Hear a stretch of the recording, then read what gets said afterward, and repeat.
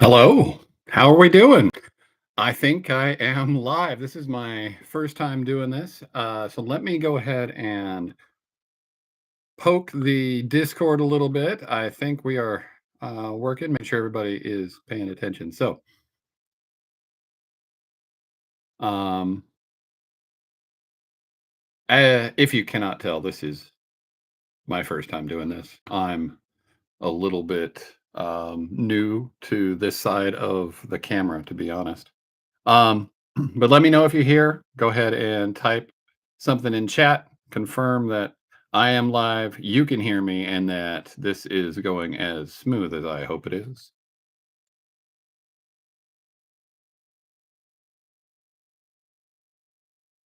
And I am just sending that Discord message out.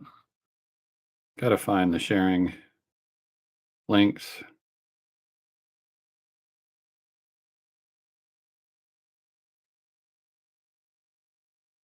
Here we go. There it is. So either you see me or you don't. Either way, I am glad that I am here. Um, So, without further ado, I am Darryl T. Jones. I am the creator of Splattered Ink Games. I've been doing game stuff for a long time now, and it's been really, really good for me. It's been a blessing to see how things are going, um, and we will be talking a little bit about that. I just got a message from my internet cryptid that she wasn't able to get into the chat. So let me see if there are settings for chat. Um,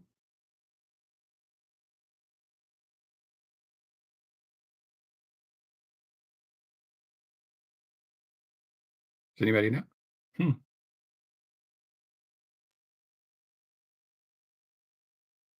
I know that this makes me look like I don't know what I'm doing. That's okay. So we can just chat through Discord. Um,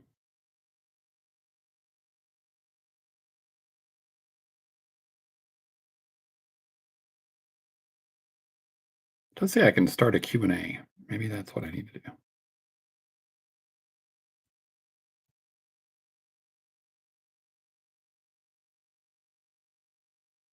See what that does.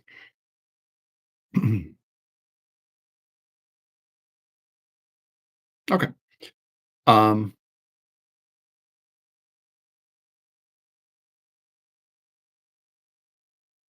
so if you are on the Discord but cannot post to the chat in YouTube, just let me know. I can look for your questions on YouTube or on the Discord and still answer them on YouTube. So, let's get to some of those questions. Let's jump right in. There were a few that were submitted, plus we had a number that were that pre-existed. So, um, let me share those with you. I'm trying to do a split screen thing here so I can stay on task, but it's not going to work either. Thanks for hanging in there while I figured this stuff out. I thought it would go a little smoother.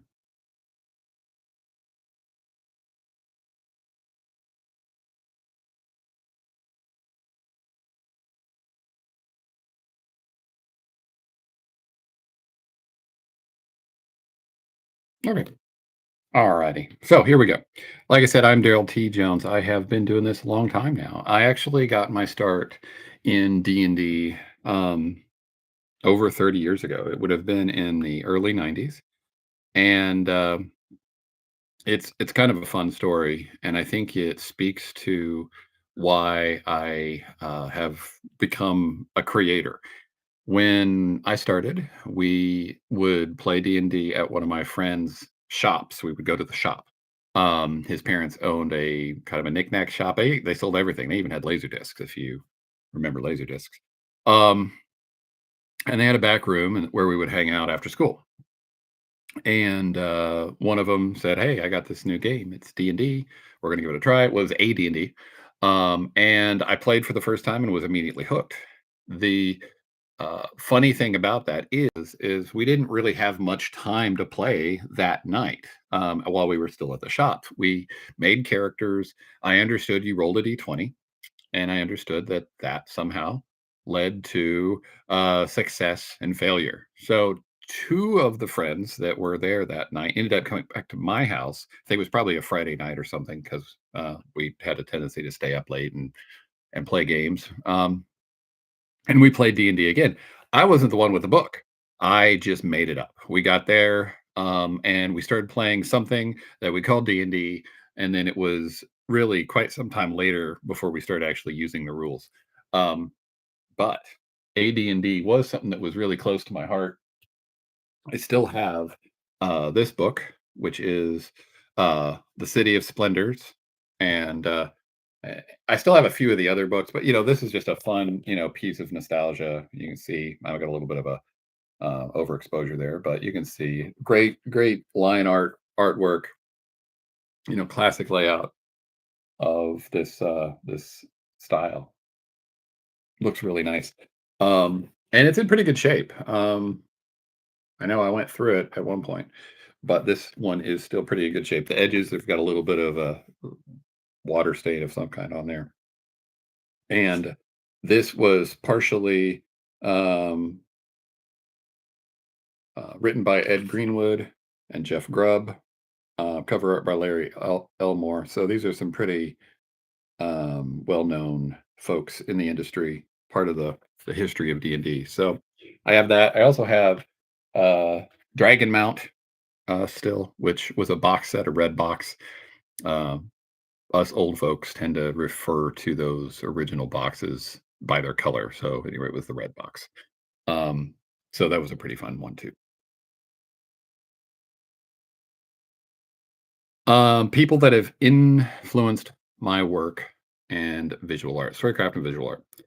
There's a lot. I mean, it's hard to pick just a few um, because I have become such a consumer of art, especially lately, just books and visual art. I'm always looking for it. I'm looking at it. I'm reading. I'm listening to things, and it's really been a neat learning experience to kind of expand those influences. As far as modern D&D, the oh, I should have brought it into this room so I could share it.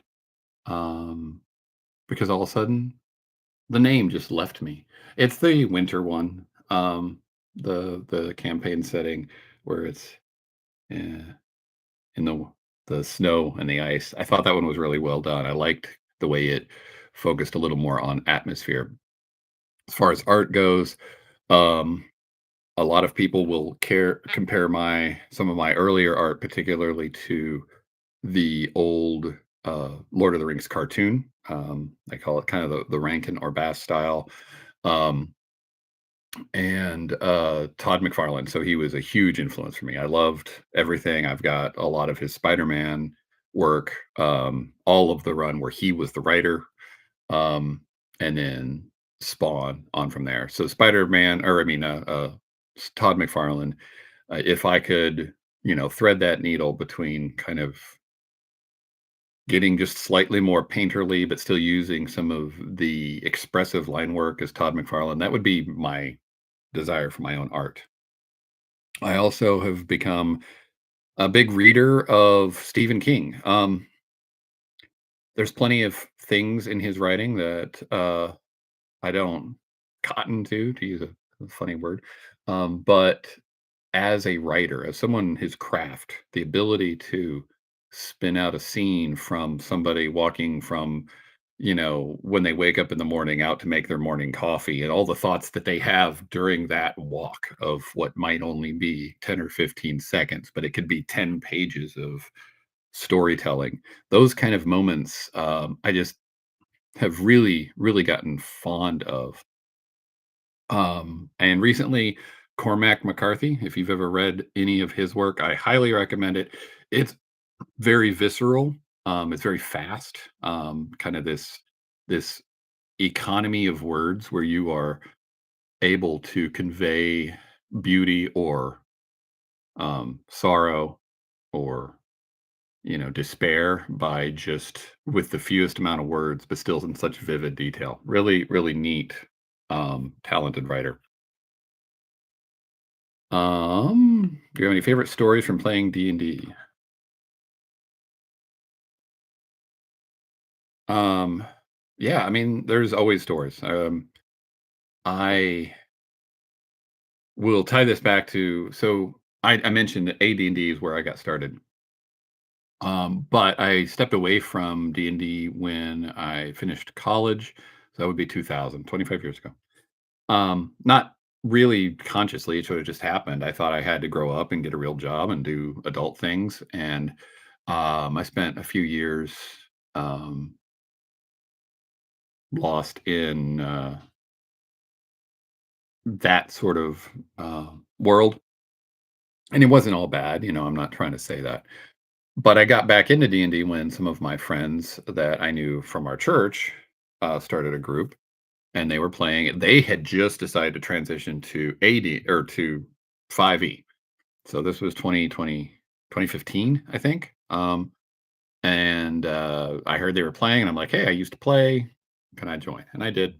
So thank you to the Falconeers. That was the name of our group.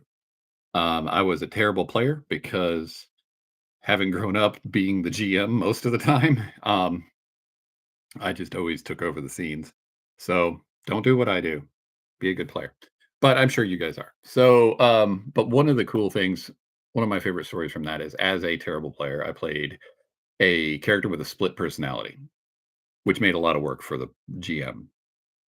And this character was wildly unpredictable and one time even forced the whole party into combat that probably could have been avoided.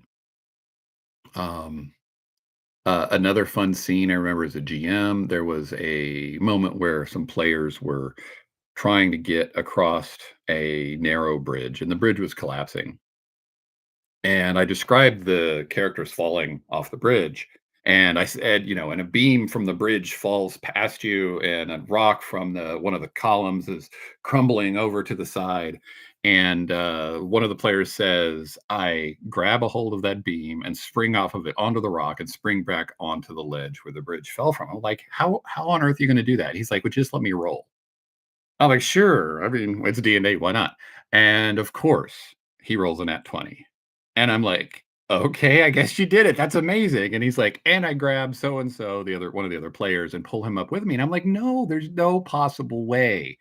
And he says, well, let me roll. And he rolls another nat 20.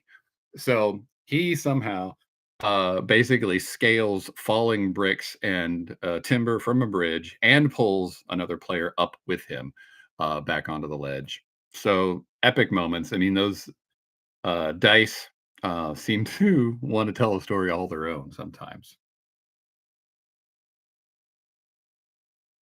Seeing if there's anything else. Okay. So um, let me take a peek here.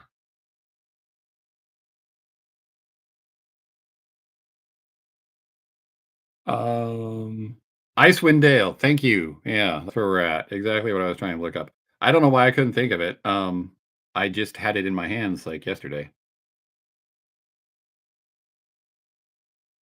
So, um, board games and card games. Yeah, if that's the next question, sure. Yeah, we've been playing board games and card games too as a family now for 10 years. About that same time where I got back into D&D, my family got old enough. My kids got old enough to also start playing games and we got to do some really cool stuff. Um, Now I almost feel like I need to rewind just a tiny bit. Um, I was working for True Dungeon as a graphic designer. So I had a regular job and it was adjacent. I was still doing graphic design, but I was doing like logos and brochures and banks and stuff like that. Paid the bills enough. But I did have a few really cool clients. So some people have heard of True Dungeon. It was kind of the first fully immersive live action D&D experience. Um, not a LARP, but a more of a game, right? And really cool stuff. So doing those projects with them, I ended up going to uh, Gen Con a few times to help with their events to like set up some of their computers and stuff. Yes, it's open for more questions. And and then my family came with me and they just got sucked in. So we fell in love with board games. We fell in love with card games. Probably one of our biggest gateway games would be Star Realms. If you've not played it, it's brilliant. It's a quick deck builder where you play as a battling factions of spaceships, and you throw down your cards and you blow the other guy up, and then you continue to build your deck from a community market, getting more cards and more ways to attack. So anyway, Star Realms is really good. And but since then, we've really evolved more into um, the more heavy Euro style games where you do worker placement. You have to plan your turn several turns in a row and in advance to maximize your points. My wife is famous and brilliant at getting to the last turn and probably being in last place, but then her last turn is epic. All of her strategy comes together and then she stomps us. Um, so what's a game that she does that in? I'm not going to be able to think of it. Um, yeah, I should have prepared some of these answers. I didn't think about having a list of games prepared, even though I had this question ahead of time. I thought it would just come to me. Um, there's one. What is it? Oh well, Paladins and something. There's a Garfield game. What is it called? Shoot. Oh well. Anyway, so Euro games, modern Euro games. You can find some out there. Um, Recently, we have been playing a we played a game called Brink, which is really cool. It's a new game. It's a space faring kind of Euro where you are collecting resources and doing kind of a not land, but space capturing the land or the space. I keep calling it land, but it's a board, so it's just a space on the board. So that's fun. And we just got or another game that we really like is called Dwarf Romantic. Now, it's not probably what you think.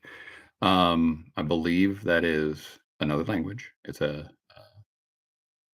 Is it Germanic? I'm not sure. But in this game, you lay down tiles, and each tile has rules about what tiles it can go next to, and you just take turns laying down tiles. And you're working together to make certain combinations, certain patterns with the tiles. And it sounds really simple, but it's also really fun.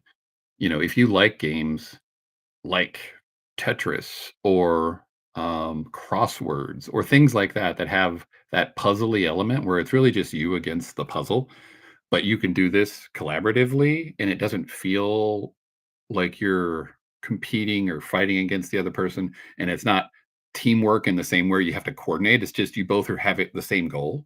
It's brilliant. It's really good. So what is this next question? I hopefully that answered enough of that question. If you want more games examples, just let me know.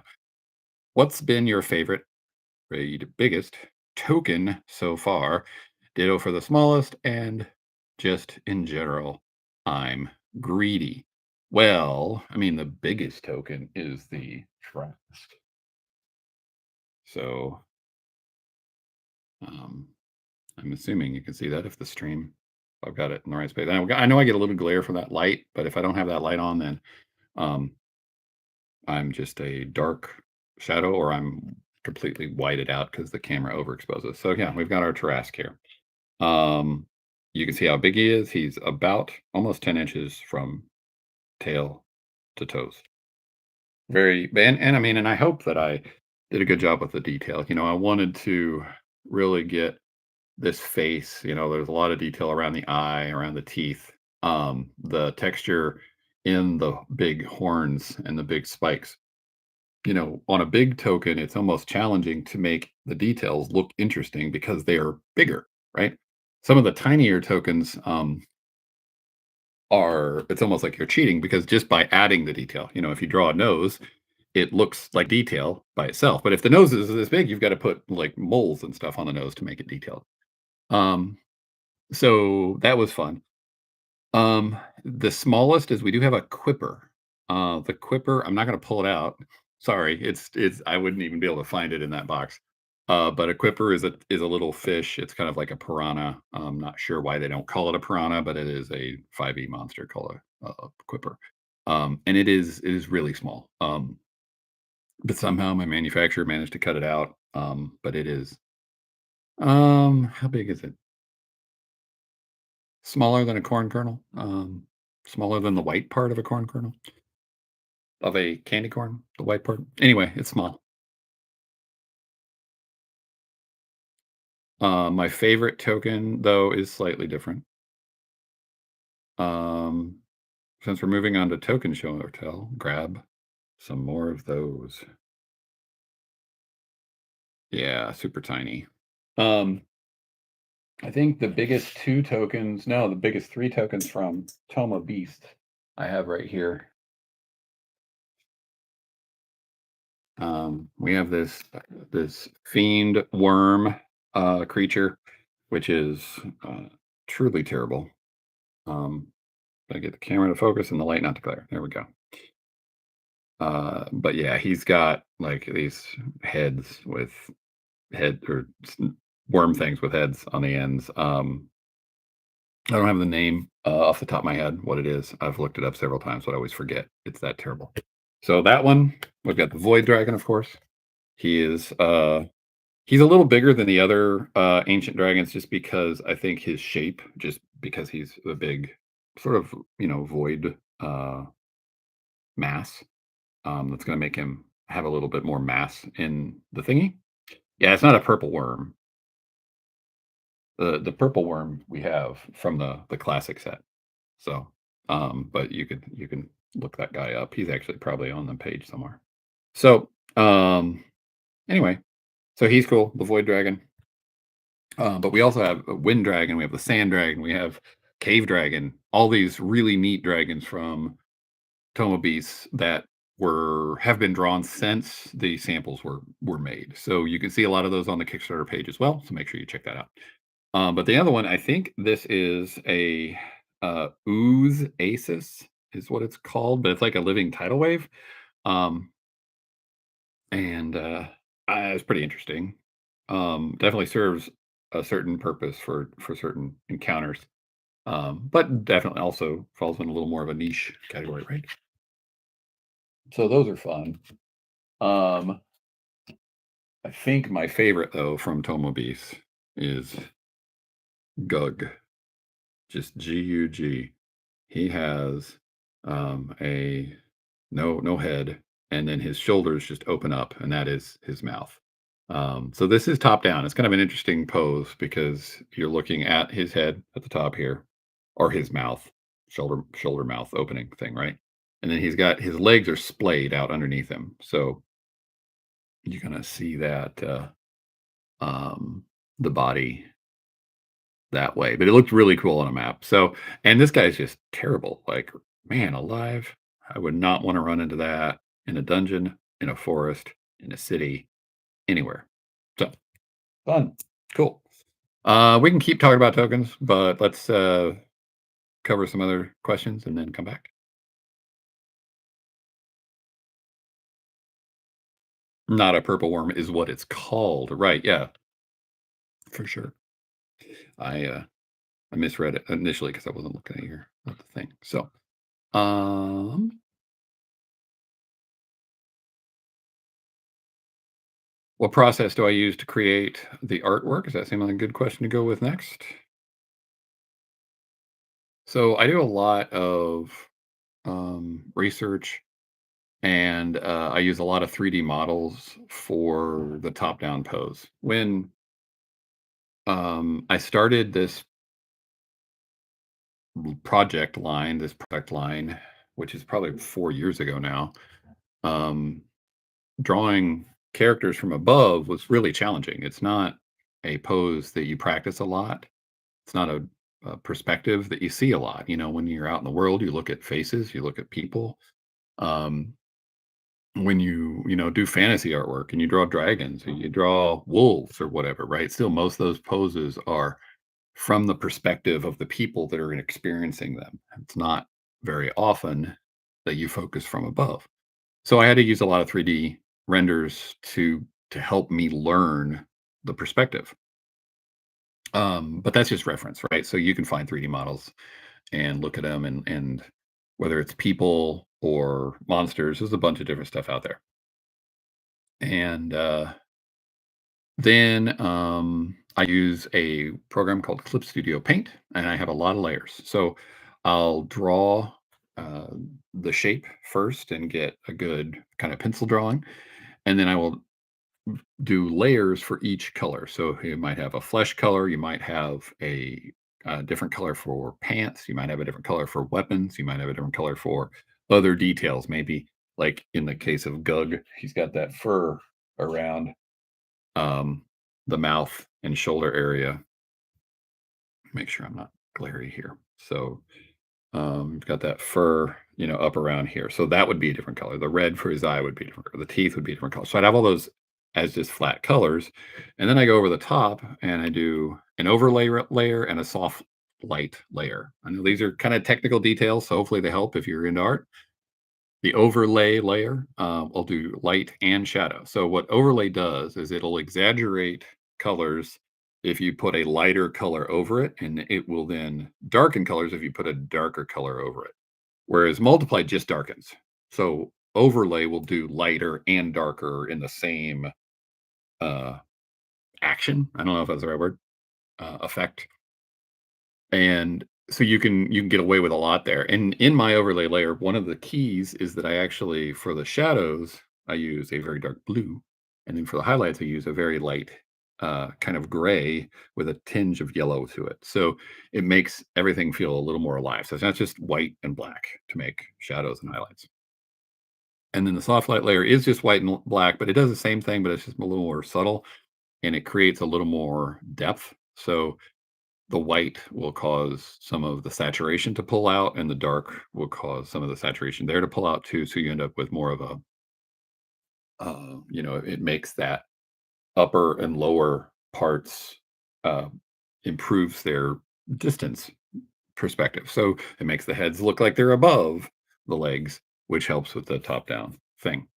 Um, so I just do that. But then one of the neat things is I have this individual layer for every color.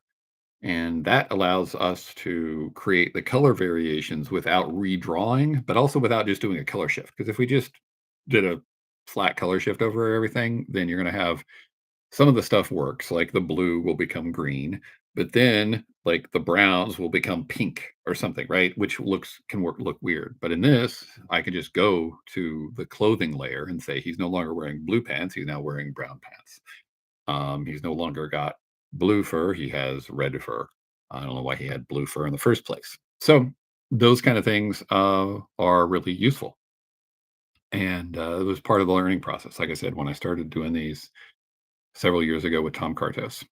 If Tom Kartos is out there, thank you. It was great working with you. Still working with you. Cool. All right, let's find that next question. If you got any more that you want to drop into Discord, go right ahead. RPG design. Let's skip one. Let's jump down to questions from the community. Let's start with one of those. Can we get some more on the binders? Yeah, I knew we wanted to talk about binders. So let's do this. I'm gonna make sure the camera's on so I can see what I'm showing. So this is one of the binders. This is an empty binder. That's why it's light. If it's full, it's heavy. I'll tell you, these tokens, it's a little bit of a misnomer. Like you can hold up a sheet of tokens and they feel light. But when you got a big stack of them, they're surprisingly heavy. So anyway, it's a very nice box, nice, sturdy everywhere. The opening is got a magnetic clasp and it's recessed so you can see that it goes down at that recess, right? And then the entire box is enclosed, right? The entire case is enclosed So when it's closed, you're confident that nothing is going to fall out, right? Like under normal circumstances. I mean, if the box got damaged, I'm sure there would be a gap, right? So that's how that works. And then you've got the D rings for your clasps. And so it's flat on this side, which allows everything to lay flat and fit better in here. Um, and I mean, and so far we've had really good reports of their durability, but nothing's perfect. I mean, these get shipped all over the place and with lots of other heavy stuff around them. So we do have some that got damaged. We try to replace what we could. If you still are looking for binders, we do now have a few, but they would have to be shipped from the US. So just to know. Now about the sheets. So every pack has one sheet that is a full pocket. This is going to fit your Trask. Um, and you can probably put a few other things in there, right? If you wanted. The curious detail about these is that everybody's got their own preferences. Some people are going to be very particular. They only want one token per sleeve, and some people will stack them. I personally am going to fill up the sleeve pretty well. Now, this big one is different, because if it's full, they do slide around because it's the size of it allows it to have some slack, right? So it opens up. Sorry, it's white and overexposed again with the light, but I don't know if you can see. Each pocket has a flap also to keep the items in the pocket so it closes. So we have one of those, and then you'll have a couple that have, man, I'm not sure how I'm going to get this so you can actually see it. I wonder if I can adjust that light a little bit. Nope, I can't. Not from here. Oh, there we go. Well, for a second. But there are two pockets, again, with a sleeve. So the Ooze Aces would fit in the top pocket pretty well. And most of what I call the super gargantuan, that's another question we had. What is super gargantuan? Well, so technically, gargantuan is 4x4. Super gargantuan is anything bigger. I don't have an exact count because a lot of them are like the ancient dragons that I just made a little bigger. I wanted them to be a little bigger. Um, and there is an angel, I think it's the diva, and I wanted the wings to be out. So in the case of a creature that's a medium creature, it's only a 1x1 thing, but it might have something like an angel. In this case, I gave it really big, majestic wings. So I think it's like 5 inches across from tip to tip, even though his body is still just in that 1 inch square. So anyway, so there is page that has two pockets, and there's also a page that has six. So you can see that. You can see the little flap each one has. And 1, 2, 3, 4, 5, 6. That's going to fit your large and medium creatures. You can definitely stack them, putting more than one in each pocket if you choose. And then your small and medium creatures will go into this pocket. And I'll see if I can get the light to do the thing. There we go. So 1, 2, 3, 4. 1, 2, 3, 4. 16. Again, you can probably see the little flaps each one has to keep things in. So that is the story of the sleeves, the pages with their pockets. I have one over here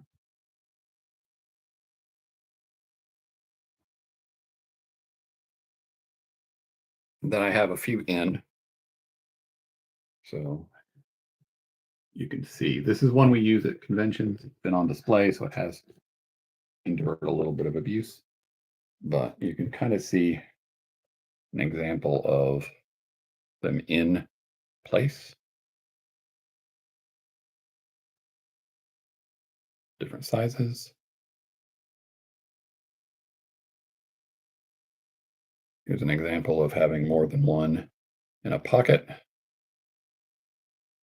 Sorry, the focus is fighting me and the glare is not helping anything. So that's the idea. So you can get a lot in here. And I think one book is more than enough for one of the packs that has 180 tokens in it. Some people can probably get 2 packs in a box, but I think a safe bet is to do 2 binders for 3 boxes, and you will be able to organize them kinda to your heart's content. There is a possibility that I will have a few sleeves for sale later, but that's gonna be next year after the Kickstarter fulfills. Um, that isn't my plan to carry sleeves, but they're just what I found this last time was the, uh there was a pallet that did get some damage, and, we ended up able to get the sleeves out of those damaged, uh, binders. So anyway, so there's some chances for that kind of thing. So I think we're, hopefully gonna be able to serve the community as much as possible, yeah, with those things. But the biggest challenge, and I hope that this makes sense to people and doesn't come across as an excuse, is when you're dealing with 400 tokens in each of these 2 sets, 800 unique tokens, and multiples of those tokens, and all the different sizes, there isn't a perfect solution, right? There's no way to calculate what every person is going to need or want, or how they're gonna organize them, or even how I would organize them. I've changed my mind multiple times, so, it's one of those situations where I've tried to, provide a solution that covers the most questions, but, it just can't cover all of them. So, I think that makes sense, and, but my heart is definitely to take care of everyone the best I can. Next community question is, oh, I didn't, how is it different to design adventures for publication versus an ongoing campaign where you have more ability to pivot? So let's grab that one, and then we'll go to the next community one. Um, in an ongoing campaign, you have, a lot of different, factors where you are typically exploring the backstory or the initiation of a character and players' desires, right? So, you come to the GM and you say, "Hey, I've got a really cool character idea. My mom and dad both were killed by goblins, and now I want revenge on the goblins." No one's ever thought of that. Now, but I mean, there are some others that are obviously more unique. My arm was cut off by a goblin, and I want to play a tinkerer, and I've made myself my own arm. But the GM says, "Wait, in order to make an arm that works properly, you're going to have this find the special goo." So then you go on an adventure to find the special goo, right? I can't write that into a book, unless the book is about the special goo. But you know what I mean? Like, I can't write in the flexibility for the GM to know how to run a campaign that's tailored to each player's idea. But you can do that in an ongoing campaign, which is what I hope you can do with Seeds of Decay, where you have a setting that is open-ended like that. Now, there is a campaign in it, but there's so much good, like, lore and world building, character styles, cities, all that stuff, right? Like, you could still run that open-ended campaign and use the written in adventures, chapters, I call them in that book, to give you some structure, give you some kind of overarching goals, but then you can still run with whatever the players harebrained ideas are, because sometimes those are the most fun, right? Um,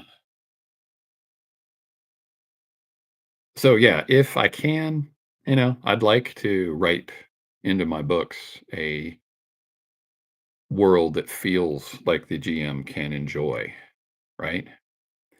But I understand that that's more for them to do, and I'm just going to give them the plot and the hooks to lead them on the quest to save the world. So that's my thing. I've also talked about it a little bit. It's in our mission statement. I believe in heroes. I believe that everyone inside them wants to be a hero. So I want to write stories for them, and adventures that encourage heroic behavior. Right. Cool. Community question. How is the social media stretch goal going for the feast tokens? It's going all right. Um, to be honest, I don't know if we're going to hit it before Thursday. I mean, yeah, like in 3 days, but I'm okay with that. We are going to go with it anyway. I have, uh, we went ahead and are moving forward with the turkeys and the other characters. What am I trying to say here? The holiday characters. We're moving forward with those. So we're going to make them. We're going to send them. We're going to put them out into this uh, token pack, regardless. Um, I will show you. Here is. I'm going to put this into Discord. I want to. Maybe I can share it real quick on the stream. Oh, got to get to the right thing. Doo-doo-doo. There we go. It's a turkey. So everybody loves turkeys, and we now have a turkey token.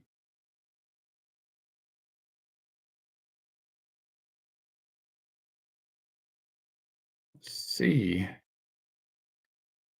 All right, so we're gonna share this second. Hopefully, YouTube is seeing that. So there's our turkey token. We have uh, Santa. We have Mrs. Claus. We have a male and female snowman. The female's super cute. She's got a pink hat on with like flowers. Otherwise, they're just snowmen, right? Just balls of snow. And then I have an eldritch snow dog with like ice sickles for teeth and claws. So he's pretty fun too. So back to my face, which I'm sure you're excited to see. Speaking of feast, is there a favorite dish you're planning to add to the token set? Um, well, we have some gravy and some coffee coming, which I know probably doesn't qualify for that question. But for me, that's my favorite part of Thanksgiving is the coffee afterward and the gravy during.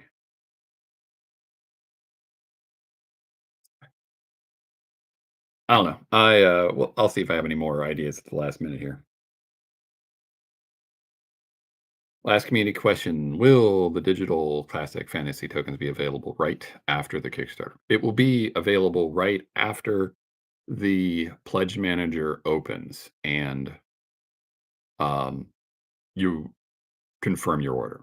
So the reason for that is, I mean, this isn't a matter of, um, trust or anything like that. It's just a matter of like how the order you have to do things in it. We have to, um, wait until the money from Kickstarter is finalized. And it is also you've locked your order with Backer Kit, so you can't request a refund. I mean, there are circumstances where you certainly can request a refund, and we're going to honor those as best as we can. We don't want anybody to be in a bind financially. But as far as sending out rewards, we just want to wait through those steps being done. So that will be January. It's still not too late. If we can get them out before Christmas, that's also probably a good idea, right? Like if somebody would pipe up and say, "Yes, I need them for Christmas." That's probably a good idea. I think we can do that. Um, let me check. I can't promise, but let me check because the Kickstarter ends obviously this Friday, and then Kickstarter distributes the final closing statement 2 weeks after that, which would be the 14th, I think, of December. So we'd be cutting it close. We'll try. We'll see what we can do. Cool. Cool. So cool. All right. What's next? I lost my questions. I have to rely on Jinx to post them now.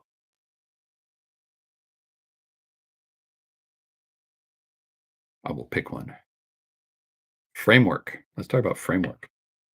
So, Framework is a new project that we are working on, and it is a diceless RPG. I know that dice are our friends, and we are all dice goblins, and dice are wonderful. Let's talk about dice first. So, these are dice. I don't know if I can show them to you, if they'll even show up in the camera. Um, these are very sparkly. Oh, come on, camera, you can do it.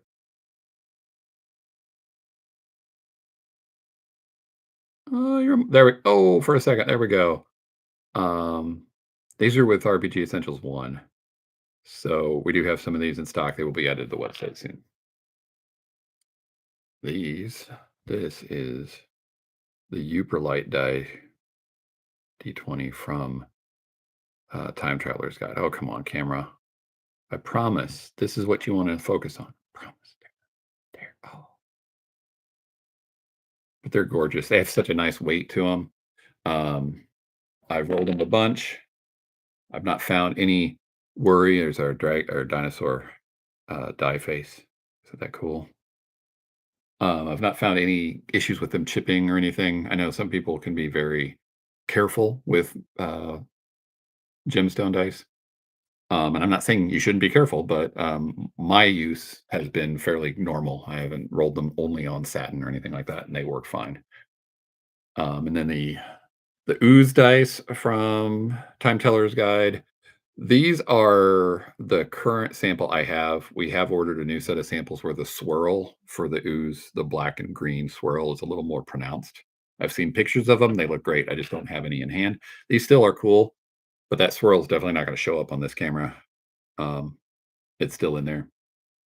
We do have the dinosaur head. Oop, there we go. You're not focus. I know these cameras, they're now programmed to look for faces. So anyway, so I had some dice. But yeah, we love dice, right? Dice are fun. Dice create the randomness and the chaos that is where a lot of our favorite stories from D&D come. However, there's another type of story. A type of story where your imagination, your creativity, your force of will is going to guide the story much more than luck. And that's what we want to provide with Framework. It's diceless. Essentially, it is a bidding system. You have action points, and you use those action points to do your actions. Those action points come from a pool, and that pool is determined by your body, mind, and power. Your body is your physical attributes. This can be uh, agility based or brawn based. There's a way to, kind of separate those two things. If you have a high body score, that doesn't necessarily mean you're a brute. It might mean that you're super fast. And the way those things are determined is through adjectives. Because this is a storytelling system, you're going to use adjectives to tell your character's story and describe their actions. So you might be nimble. So I nimbly pick the lock and I spend 3 body plus 1 nimble, and it gives me a score of 4. The person who designed the lock had a mind of 5, and he used his whole mind to design this lock. And it's a very effective lock. So your 4 doesn't pick the lock. That's the kind of interaction you're going to have with this game.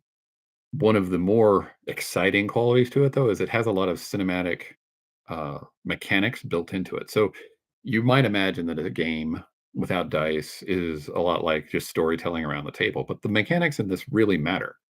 And if, let's say, you are in a duel with someone and you're balanced, you keep parrying and blocking and dodging and things like that, there is a mechanic called surge.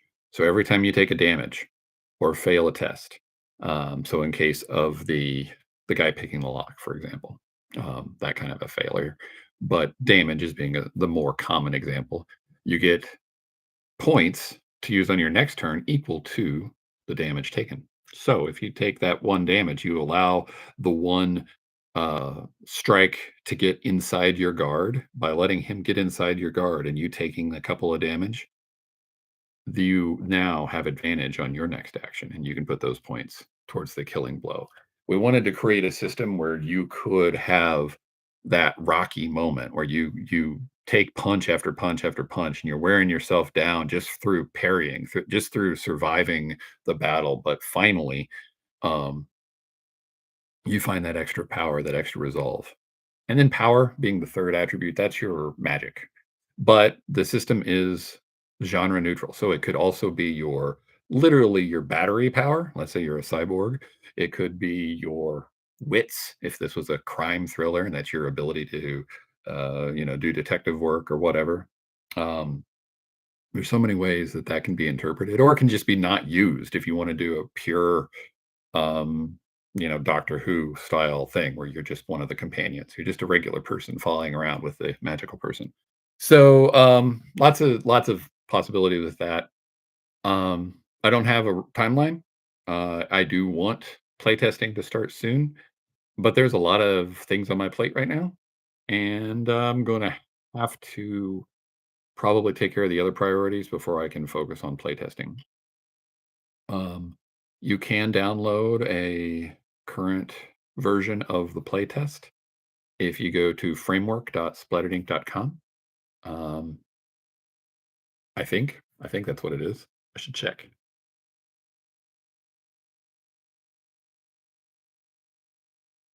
It's funny, I set this up for conventions. Yeah, that works. So go to that.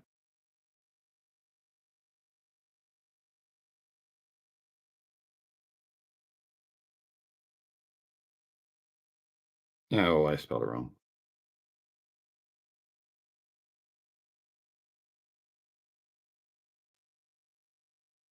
There you go.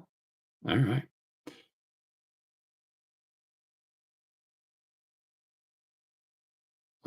But I think there's a lot of potential there,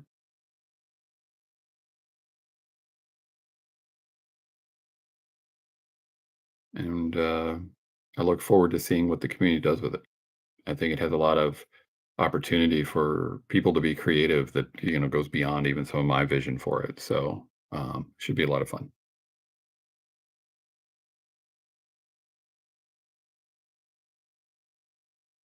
All righty. I think we're probably to Time Traveler's Guide right now. Is that the next set of questions? Any other questions from Discord? Cool.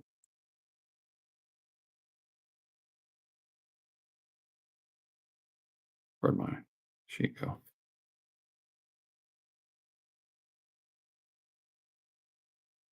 Right. Yeah. So, Time Traveler's Guide. Yes. Probably the most important question is what is everyone going to see next? When are they going to see more? Um, and we have got a lot done, but there's also a lot that I am needing to polish. So, I was hoping to get a couple adventures out this month. But it might be the first week of next month. Literally is the next task on my list now that this Kickstarter is done. Now that, well, it's almost done. Well, I mean, I'll be busy next couple days as it wraps up. Always am. But we'll be working on getting those laid out and out to you. I have a ton of new art done. We have art from the in the forest or in the jungle. Nobody cares if you scream. We have art from the you can't outrun extinction. Is that what it's called? I can't remember. Um, some of the names are slipping my mind. Sorry about that. We have art beginning for Tamut, which is the second adventure. What is it called? I keep getting all the names confused now. Underhanded Under Things. Um, and we were working on the Jungle of Terror, which are obviously we've got two terror ones there, or two jungle ones rather. Art for the Nameless one is done. Um, so we're going to be able to lay out a lot of those, and things are really, really coming together story wise. There's obviously the intent of this book is to give you 15 adventures you can drop into any campaign. You can drop this in because it's time travel, and time travel allows you to break the rules, and that's fun. So that's cool. But I also wanted to create a bit of a through line. Like there's kind of a whole why is this time travel thing even happening? The corrupted timeline story is mentioned in the prologue with King's Onslaught and the key and the shards that go everywhere. So I wanted to create that through line that feels cohesive and can feel rewarding to the players and the GMs if they go through all the adventures. Some of them are going to still feel more separate, and that's fine. but you should be able to see some connections, and then some are gonna be really connected. So, um, like, if you're familiar with this book, and I'm gonna make sure camera's picking it up right, yeah. So, The Neverling, man, why will it won't even focus on the text, right? It sees it. Anyway, the Neverling. So the Neverling is in the world of Seeds of Decay, but I decided to stop taking my brain medicine and I put time travel and humans in it. So fun stuff like that happens, and it connects to the first adventure in Time Traveler's Guide. You don't have to have them; they don't need to be there to connect, but they do, and it makes it fun, right? It gives you those nuggets that you tell your friends about it, like, "Oh, we fought this crazy thing, but it turns out it was actually the thing from the other thing," and you know what I mean? Like those kind of connections to me are really fun. Um, and in the Neverling, there's a character that's dead, like from the beginning. Like you never meet him. You discover his burial. And that character is alive in Time Traveler's Guide. So time travel. I think we have a new question. If you're doing Time Traveler's Guide next, we're going to be seeing more. Oh yeah, I already read that. So yeah, you will see them soon for sure. I just don't think I'm going to be able to get them to you before Thanksgiving because I do have to focus on my family, and I'm excited about that too. So um, we're going to have a big Thanksgiving. It's going to be a lot of people at the house, and I personally have a heart to be a host. So the next 3 days for me will be just mostly cooking and taking care of people. I'm trying to. Hopefully having some fun. Hopefully get to play some board games, play some card games, watch some football, that sort of thing. So, but lots of cooking and lots of eating. So, um,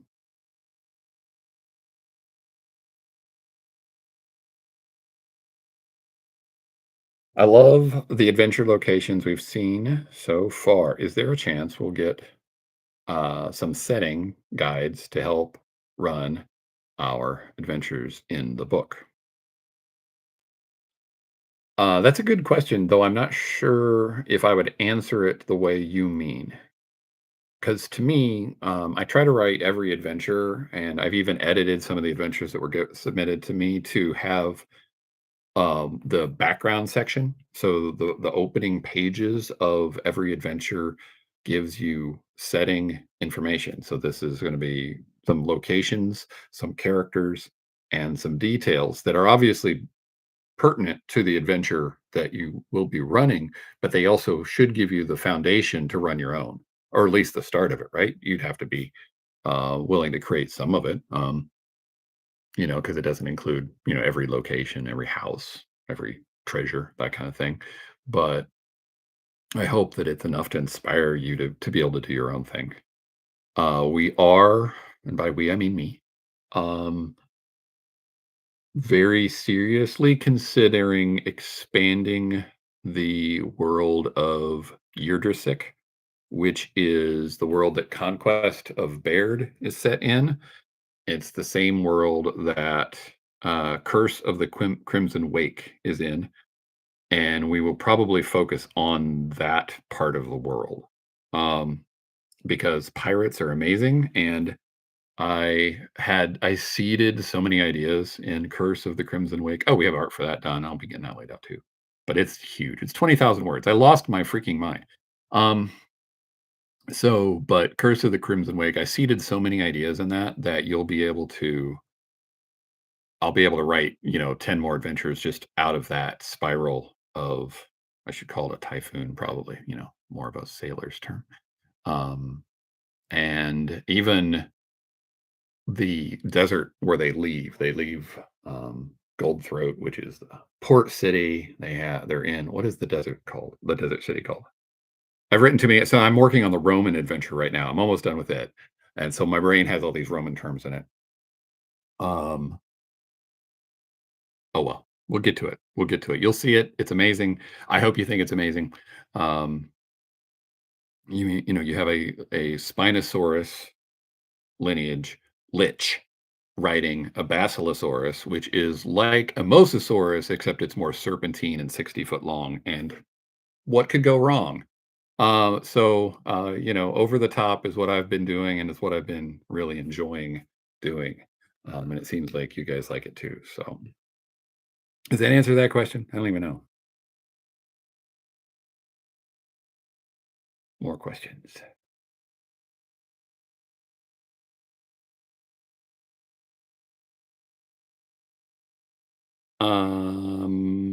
I don't know. So this question, dinosaur lineages are amazing. Is there any chance we might see prehistoric mammal lineages, Smilodons or the Megalosaurus? We have a Megalosaurus in Conquest of Baird. Um, I don't have any plans for a lineage based on that. Um, but I mean, that doesn't mean we couldn't, right? There we go. There's our Megalosaurus. Isn't he pretty? That's one of our earlier pieces, actually. Um, See if it shows up. Yeah, you can see that. Not too bad. Not quite focused, but you can see it. So he's got a shard floating above his head. So that's cool. Oh, yeah, almost all the music is done. I think I saw that question was what's coming in. The music for the project is cool. Are we likely to get music for future projects? Oh, for future projects? That's a good question.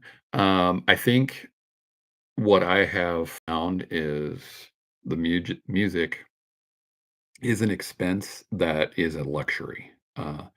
And as much as I like it, it is definitely it's definitely more of an icing part of a project rather than a required feature. So I think, looking at what we did with Time Traveler's Guide, if we have a project that hits those types of numbers, then we are going to get music because music is awesome. But for numbers like our current Kickstarter, which is still fantastic. I mean, thank you guys for all the support. I am just thrilled that I get to do this job and you guys are willing to buy the things I make because it allows me to support my family and to live out my dreams. So thank you so much. But I will say that it's not got the same kind of profit level. Granted, you wouldn't have music for tokens, but you probably understand the comparison.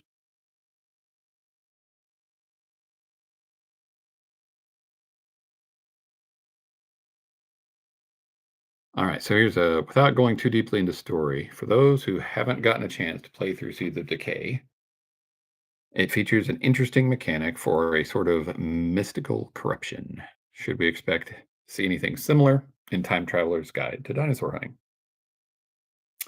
There isn't one that directly affects the party the same way the rot poisoning does in Seeds of Decay. But there is the corruption of the timeline. So we have the Neverling itself. Now, I granted the Neverling is the name of the the one shot, the standalone adventure that I showed you a minute ago that actually is more tied to Seeds of Decay. But that character, that spirit, whatever you want to call it, I don't want to give away any too much here, um, is a type of corruption spreading entity. So that corruption, though, is again, it's breaking down time. So it's a different type of corruption. You don't get sick from it, but you might lose your entire universe. There's that. So three related but not identical dinosaur questions. What is your favorite dinosaur? What dinosaur would you most like to be? And what dinosaur would you most like to hang out with? Um, I think my favorite dinosaur is probably become the Argentinosaurus or the Patagotitan because their size is so monumental that it's hard to deny that kind of raw, natural power.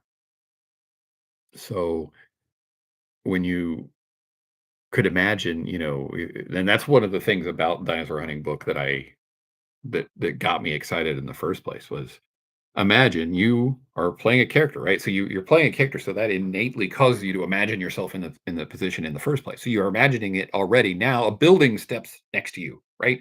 The legs of this thing come down next to you, and they're so big that it is, bigger than your little hut that you grew up in the village of Pindledorf or whatever you lived in. Pindledorf, I should write that down.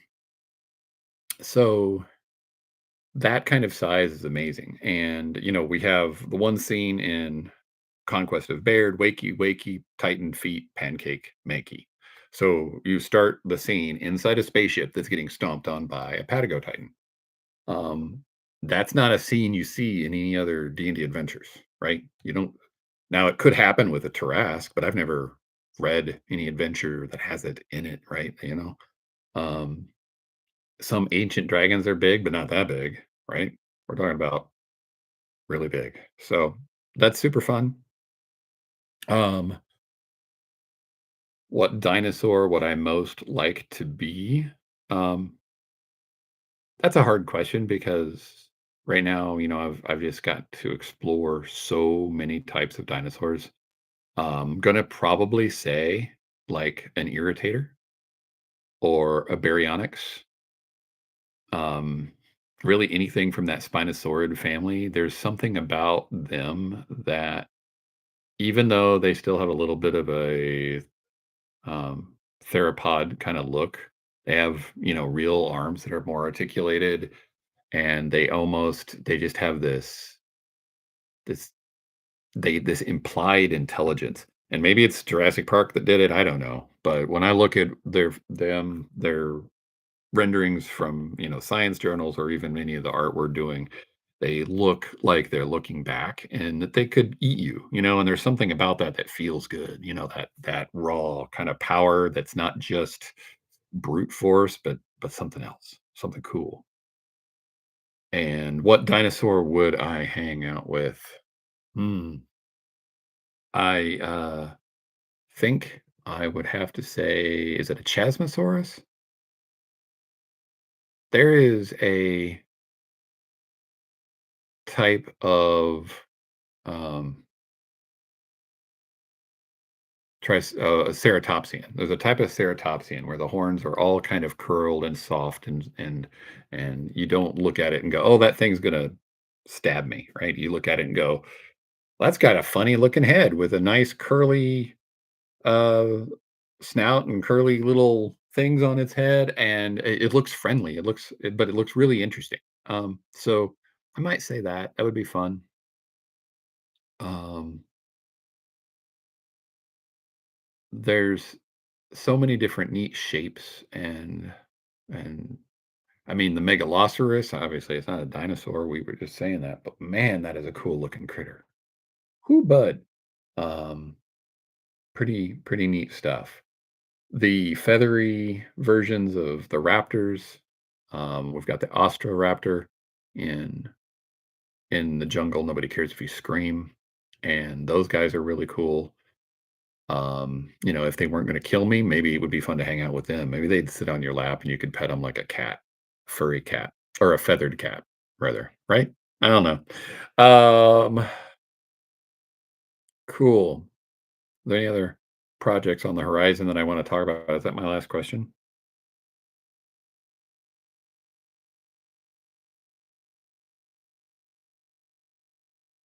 With Splattered Ink community growing, what are you most looking forward to sharing?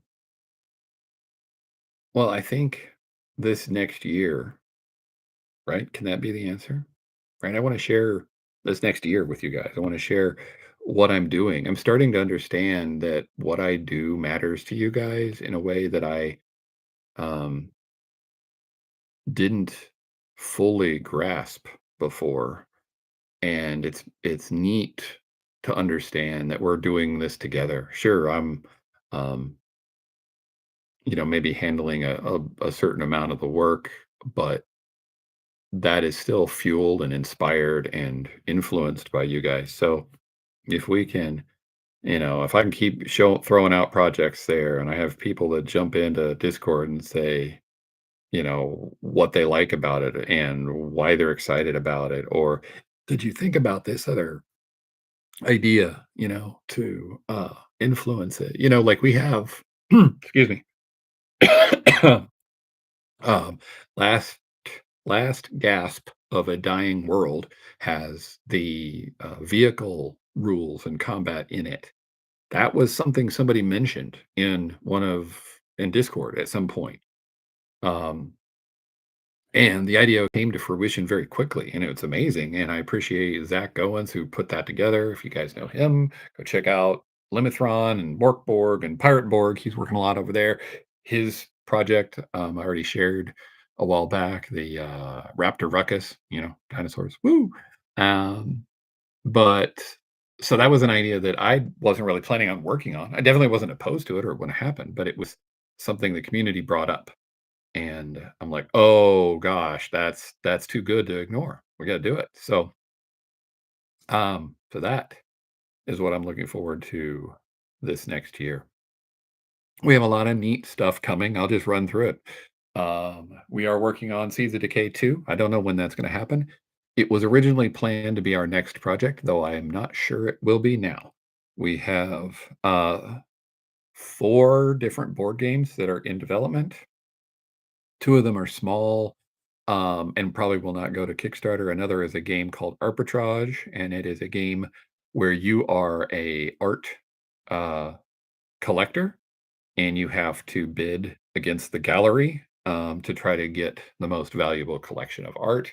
Um, really neat kind of, interaction with the other players, which is partially what makes games fun, right? We're spending time with people doing stuff. And then we have working name is Cedarbrook. Cedarbrook is one of the villages in Seeds of Decay, but this is a board game where it's a garden game where you are going to have to first repair a garden that's been destroyed by the rot of the forest. And when you repair the garden, you may be tending the ground, fertilizing it, getting the rot out of it. You may be rebuilding the wall around the garden. You may be rebuilding the greenhouse, or you may be helping to prepare the road that gets goods to and from it. Whatever thing you work on, you will retain a bit of ownership over that. So then in the second phase of the game, when you plant your vegetables, your flowers, whatever you're growing, then if I grow some pumpkins and those pumpkins are in a piece of ground that you fertilized and it's next to the wall that the other player built, then when I get points for those pumpkins being finished, those players also get points because they contributed. So I wanted to create a game that really emphasized how community service results in everybody winning. I know it sounds hokey, but the game mechanics actually work and it's really fun. So that's coming. So Seeds of Decay 2, those are the games, those are the board games. Then we have Framework. We have the whatever we call the pirate dinosaur project. Um, and then we also are starting to work on a time traveler's guide to, don't quote me on this, robots in disguise. So that's possibly what might be coming also. So yeah, doing a lot. Thank you for allowing me to be creative. Hey, and if hey, here's another thought. Jinx mentioned this. Um, we are starting to cultivate, curate might be the better word. Um, Fan fiction or a anthology stories. So if you're out there and you're a writer and you want to write any short stories, 5,000 words or less that might fit into Seeds of Decay or into Time Traveler's Guide, any of these settings that are just stories. And we're not talking about adventures, right? This is fiction. So it's something we're interested in dipping our toe into and seeing how uh, good those might be. And if they're worth kind of putting together, maybe it's just something we put on our website, right? Kind of a blog style storytelling, or maybe it's something more. So keep an eye out for that. And if you're interested, just let me know. I'm sure there's plenty of other things I could say if you're interested, blah, blah, blah, this or blah, blah, blah, that. But you know where to find us. You can go to splatteredink.com. The new website should be up by Monday. You can come to the Discord, and there's a link, um, and we'll put a link into the chat, into the description. And if you're already in the Discord, just say hi. Let me know. So I don't see any more questions, and we are just over an hour. I think we did pretty good. Yeah. Good questions. Thank you guys for participating. Thank you for hanging out. Thank you for watching. And as always, keep rolling those dice, keep playing those games, and try to save the day one more time. Thanks. Bye bye.